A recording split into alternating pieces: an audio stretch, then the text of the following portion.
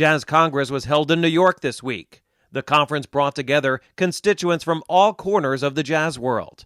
Jazz at Lincoln Center's Vice President Jason Olane helped produce the event. There's lots going on in every room here at Jazz Lincoln Center, and it's kind of like the highlight of our year because the whole jazz community from literally from every parts of the world are here, from the Nordic countries and Africa and South America and all throughout North America. I mean, everybody, the Caribbean, everybody's here running into each other, and we're all here because of jazz. So it's like, for like WBGO and its listeners, this is kind of like, kind of heaven, a little slice of heaven. I mean, we all know New York City is kind of the center of the jazz world anyway, but there's now even just more activity, more people that are kind of shaping and being a part of the jazz kind of ecosystem, because you got presenters, you got journalists, you got radio. There's that jukebox jury going on soon in a minute.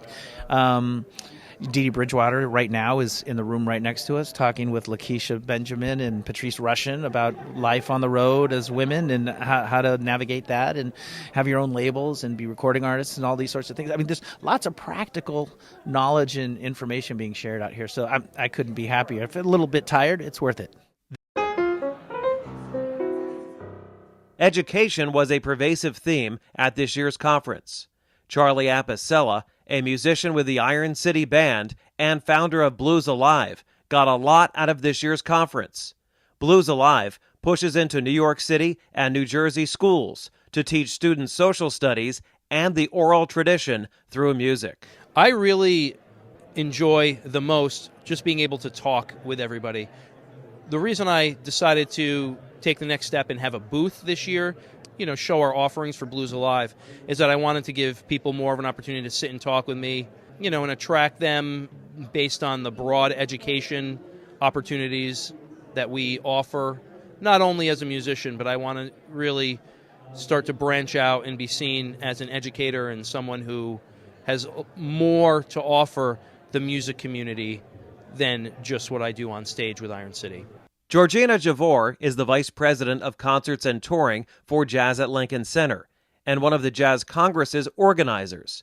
She hit on several of the highlights of the event. Brian Stevenson was here. He's the executive director of the Equal Justice Initiative, and his speech was just so incredibly inspiring, and I think set us off in the new year with things to think about and kind of a mission to accomplish.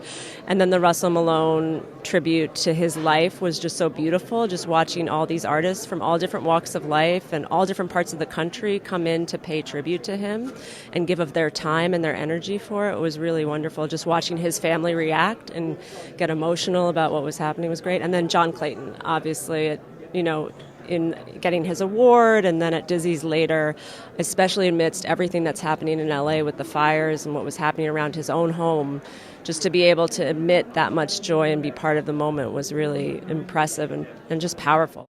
The aforementioned NEA jazz master, Dee Dee Bridgewater, was on hand to share and learn. It's wonderful to have this kind of situation available to us as members of the jazz community so that we can network.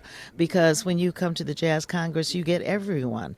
You get the promoters, you get the agents, you get the artists, you get production people, you get radio people, you get everything, and everyone is here because of their love for jazz. And I love it. And I love that it's here at Jazz at Lincoln Center.